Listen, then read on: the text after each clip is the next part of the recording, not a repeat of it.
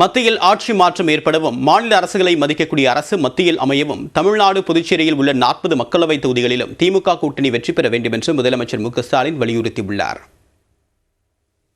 வேண்டாம் மோடி என்ற முழக்கமே இந்தியா முழுமைக்கும் எதிரொலித்துக் கொண்டிருப்பதாக முதலமைச்சர் மு க ஸ்டாலின் கூறியுள்ளார். இது தொடர்பாக திமுக தலைவர் மு க ஸ்டாலின் வெளியிட்டுள்ள அறிக்கையில் 10 ஆண்டுகளுக்கு முன்னால் பாஜக கொடுத்த எந்த வாக்குறுதியையும் நிறைவேற்றாமல் தற்போது மாநிலமாக சென்று பிரதமர் மோடி திட்டங்களை தொடங்கி வைப்பதாக குற்றம் சாட்டியுள்ளார். பிரதமரின் அவசர கால பதற்றம் அவர் முகத்தில் இருக்கும் பயத்தை காட்டுவதாக முதலமைச்சர் மு க ஸ்டாலின் விமர்சித்துள்ளார். இந்நிலையில் மக்களவைத் தேர்தலில் 5வது முறையாக வெற்றி கூட்டணி தொடர்வதாக குறிப்பிட்டுள்ள அவர் தமிழ்நாட்டில் திமுக தலைமையிலான இந்தியா கூட்டணியில் தொகுதி பங்கீடு முடிவுற்றதாக குறிப்பிட்டுள்ளார்.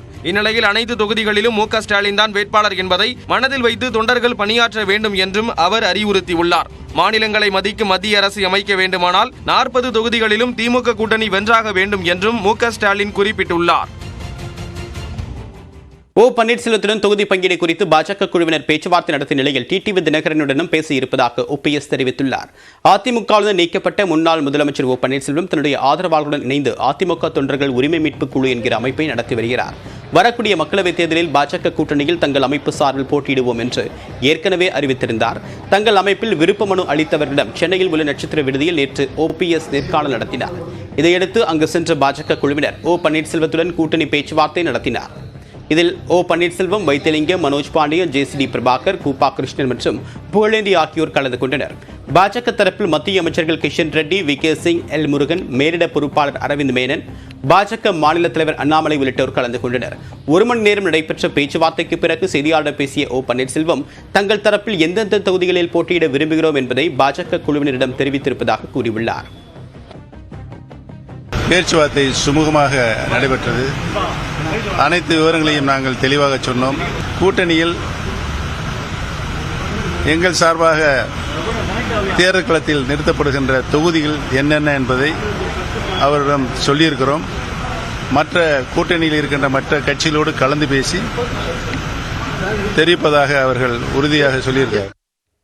மேலும் அமமுக பொதுச் செயலாளர் டிடிவி தினகரனுடனும் பாஜக குழுவினர் பேச்சுவார்த்தை நடத்த இருப்பதாக OPS தெரிவித்துள்ளார். நாங்கள் தனியாக அமைப்பை நடத்திக் கொண்டிருக்கின்றோம். திரு டிடிவி தினகரன் அவர்களும் சார் அவர்களும் தனியாக ஒரு கட்சி, அரசியல் கட்சி நடத்தி கொண்டிருக்கிறார்கள். அவர்களையும் அழைத்து பேசுவதாக இருக்கிறார்கள். போதைப்பொருள் கடத்தல் விவகாரத்தில் நடவடிக்கை எடுக்குமாறு ஆளுநரிடம் EPS மனு அளித்த நிலையில் அதிமுக ஆட்சியின் போது ஜாஃபர் சாதிக் குற்ற வழக்கில் சிக்கியதாக சட்டத்துறை அமைச்சர் ரகுபதி குற்றம் சாட்டியுள்ளார். தமிழ்நாட்டில் போதைப்பொருள் புழக்கம் உறுதியாகி இருப்பதாக ஆளுநர் ரவியும் தெரிவித்துள்ளார்.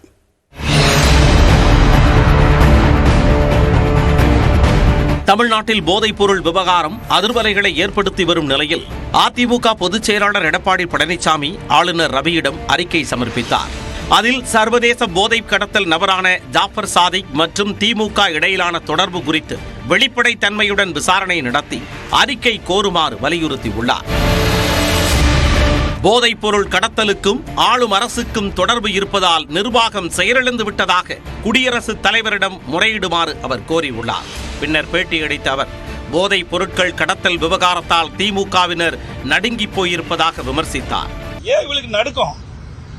இதான மடியில கனமுள்ள வழியில பயம் இல்ல, மடியில கணக்கு தான் பயம் வந்துட்டுது. இவரெல்லாம் நிரபராதி இருக்கிறாங்களா, ஏதாவது சந்திக்க வேண்டியதானே? ஏன் பயப்படுறாங்க? உங்களுக்கு எதுக்கு இந்த அச்சம் வருது?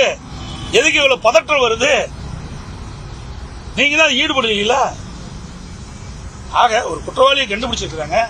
அவருக்கு கிடைக்கப்பட்ட தகவலை நாட்டு மக்களுக்கு சொல்லியிருக்காங்க. இதுல என்ன தவறு இருக்குது? இந்நிலையில் அண்ணா அறிவாலயத்தில் செய்தியாளர்களை சந்தித்த சட்டத்துறை அமைச்சர் ரகுபதி தேர்தல் களத்தில் திமுகவை நேரடியாக எதிர்க்க முடியாத பாஜக போதைப் பொருள் தடுப்பு அமைப்பை வைத்து திமுகவை மிரட்டி பார்ப்பதாகவும் புலன் விசாரணை தொடக்கத்தில் இருக்கும் போதே போதைப் பொருள் தடுப்பு துணை இயக்குனர் பத்திரிகையாளர்களை சந்தித்ததன் நோக்கம் என்ன என்றும் ரகுபதி கேள்வி எழுப்பினார். அந்த புலன் விசாரணை அமைப்பு முழுமையாக்கப்படவில்லை. முழுமையாக்கப்பட்ட பிறகு அவர் சந்திக்க வேண்டும். ஆனால் அதற்கு முன்னரே திராவிட முன்னேற்ற கழகத்தை கொச்சைப்படுத்தி விட வேண்டும், அசிங்கப்படுத்தி விட வேண்டும் என்பதற்காக பத்திரிகையாளர்கள் சந்திப்பை வைத்துக் கொண்டு அதன் மூலமாக ஏதாவது அரசியல் ஆதாயம் அடைய முடியுமா என்று ஒரு தப்பு கணக்கை அவர்கள் போட்டுக் கொண்டிருக்கிறார்கள். மேலும் கடந்த அதிமுக ஆட்சியின் போதே ஜாஃபர் சாதிக் குற்ற வழக்கு ஒன்றில் சிக்கியதாகவும் அப்போது பாஜக வழக்கறிஞரே அவரை காப்பாற்றியதாகவும் கூறினார். 2013 அன்றைக்கு அது விடுதலையாகிவிட்டது. அதிமுக ஆட்சியினுடைய அவர் ஒழுங்காக அந்த வழக்கை நடத்தாத காரணத்தாலும் பாஜகவினுடைய வழக்கறிஞர் அதனை தலையிட்ட காரணத்தாலும் அந்த வழக்கு விடுவிக்கப்பட்டது. மேலும் குற்றஞ்சாட்டப்பட்ட உடனே ஜாஃபர் சாதிக் கட்சியிலிருந்து நீக்கப்பட்டதாகவும் விளக்கமளித்தார். பின்னர் பேசிய நாடாளுமன்ற உறுப்பினர் வில்சன் போதைப் பொருள் கடத்தல் வழக்கில் எவ்வித ஆதாரமும் இன்றி திமுகவை தொடர்புபடுத்தி பேசினால் கிரிமினல் வழக்கு தாக்கல் செய்யப்படும் என எச்சரித்தார். யாராவது கட்சியோ இல்ல கட்சி தலைவர்களையோ இணைத்து அதுவும் எந்தவித ஆதாரம் இல்லாமல், அடிப்படை ஆதாரம் இல்லாமல் இது போன்ற ஒரு குற்றச்சாட்டுகள் செஞ்சாங்கன்னா அவங்க மேல நிச்சயமாக சிவில் மற்றும் கிரிமினல் வழக்குகள் நாங்கள் தொடருவோம். இந்நிலையில் ஆளுநர் RN ரவி வெளியிட்டுள்ள அறிக்கையில் தமிழ்நாட்டிலும் பிற இடங்களிலும் சர்வதேச போதைப்பொருள் கடத்தல் கும்பல் கைது செய்யப்பட்டுள்ளது. நமது மாநிலத்தில் போதைப்பொருள் புழக்கத்தில் உள்ளதாக வந்த அச்சங்களை உறுதிப்படுத்தி உள்ளதாக குறிப்பிட்டுள்ளார். கடந்த ஓராண்டாக கல்வி நிறுவன வளாகங்களில் போதைப் பொருட்கள் புழக்கத்தில் இருப்பதை பெற்றோர்கள் தன்னிடம் தெரிவித்து வந்ததாகவும் இளைஞர்களை அடிமையாக்கும் போதைப் பொருட்களை தடுக்காவிட்டால் அவை எதிர்கால தலைமுறையையே அழித்துவிடும் என்றும் அவர் கூறியுள்ளார். அனைவரும் போதைப் பொருள் ஒழிப்பதில் ஒத்துழைக்க வேண்டும் என்றும் இளைஞர்கள் போதை பழக்கத்திலிருந்து விலகி இருக்க வேண்டும் எனவும் அவர் அறிவுறுத்தியுள்ளார். இந்த நிலையில் 2000 கோடி ரூபாய் மதிப்புள்ள போதைப் பொருள் வழக்கில் கைதான ஜாஃபர் சாதிக் மீது அமலாக்கத்துறையும் வழக்கு பதிவு செய்துள்ளது. சட்டவிரோத பண பரிவர்த்தனை தொடர்பாக இந்த வழக்கானது பதிவு செய்யப்பட்டிருக்கிறது. ஜாஃபர் சாதிக் விவகாரத்தில் அமைச்சர் ரகுபதி அளித்த பேட்டியில் பயம் தெரிவதாக முன்னாள் அமைச்சர் ஜெயக்குமார் தெரிவித்துள்ளார். சென்னை ராயபுரத்தில் அதிமுக தகவல் தொழில்நுட்ப பிரிவு உறுப்பினர்களின் ஆலோசனை கூட்டம் நடைபெற்றது. அதில் நாடாளுமன்ற தேர்தல் பணியில் தொழில்நுட்ப பிரிவு உறுப்பினர்கள் எவ்வாறு செயல்பட வேண்டும் என்பது குறித்து ஜெயக்குமார் எடுத்துரைத்தார். பிறகு செய்தியாளர் பேசிய அவர் ஜாஃபர் சாதிக் விஷயத்தில் பல உண்மைகள் விரைவில் வெளியே வரும் என்று கூறியுள்ளார். கடந்த 2013ஆம் ஆண்டு அதிமுக ஆட்சி காலத்தில் ஜாஃபர் சாதிக் மீது வழக்கு போடப்படுவதாக கூறுவது ஏற்புடையது அல்ல என்றும் ஜெயக்குமார் தெரிவித்துள்ளார். அதாவது அமைச்சர் ரகுபதியினுடைய அந்த பேட்டிய ஒரு பதட்டம் தெரியுது, ஒரு பயம் தெரியுது, ஒரு கிளி தெரியுது, ஒரு அச்சம் தெரியுது. அந்த மாதிரி தான் அவருடைய அந்த பேட்டியை பாத்தீங்கன்னா அவ்வளவு சத்தமா, அதாவது சத்தம் போட்டா சத்தமா பேட்டி கொடுத்தா உண்மை மறந்துருப்பாங்க.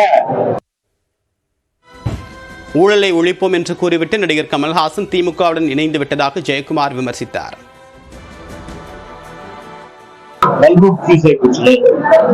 அப்புறம் காட்சி பேசுவாங்க ஊழல் கட்சியில ஊழல் ஒழிப்பு சொல்லிட்டு ஊழல் கட்சியில கை கட்டுங்க. மக்களவைத் தேர்தலில் போட்டியிட விருப்ப மனு அளித்தவர்களிடம் திமுக